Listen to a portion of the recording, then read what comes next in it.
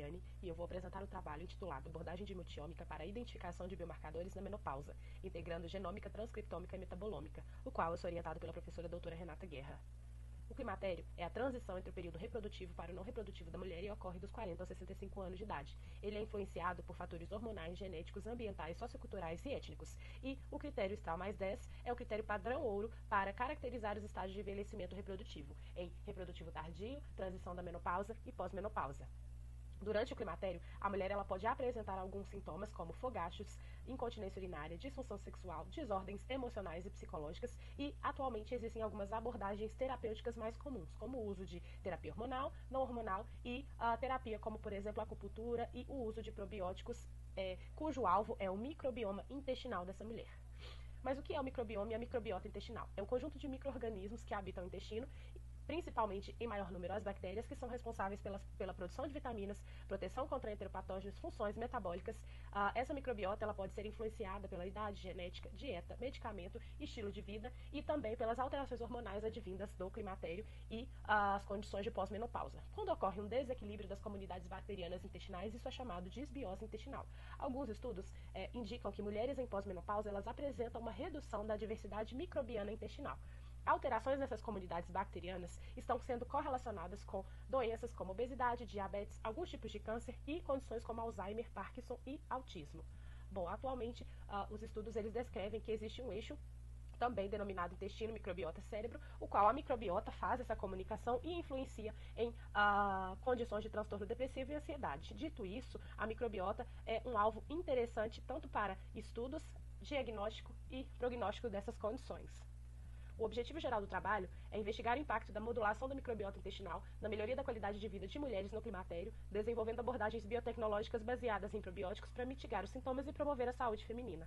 Como objetivo específico, o trabalho caracterizou a microbiota intestinal de mulheres no climatério de acordo com seus respectivos estágios de envelhecimento reprodutivo.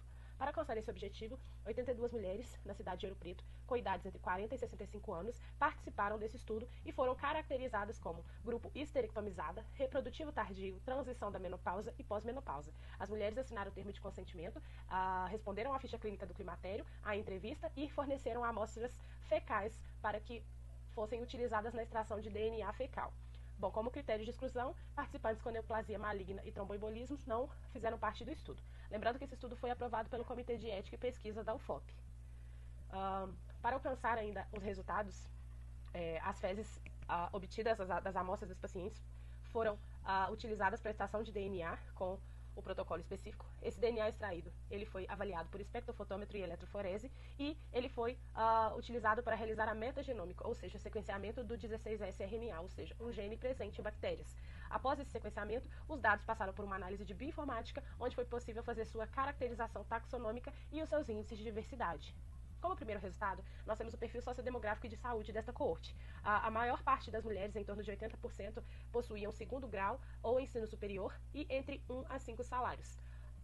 Como condições de saúde, a maioria das participantes apresentaram condições como hipertensão, diabetes e desordens neuropsiquiátricas. Os estudos eles relatam que existe uma relação entre o envelhecimento cronológico e o desenvolvimento de distúrbios metabólicos. Esses distúrbios eles também têm sido relacionados com a ocorrência do climatério e o declínio hormonal.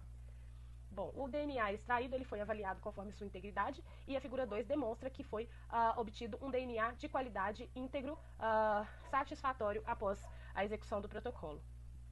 Já na figura 3, nós temos o resultado de metagenômica, as curvas de rarefação, que indicam que as amostras sequenciadas, a profundidade do sequenciamento, ele foi satisfatório para capturar a diversidade taxonômica presente nas amostras avaliadas. Utilizar esse índice de qualidade é importante, pois uma abordagem metagenômica, ela nos conta o conteúdo genômico que existe ali naquela amostra. Quem são as bactérias, quais funções elas exercem nesse ambiente.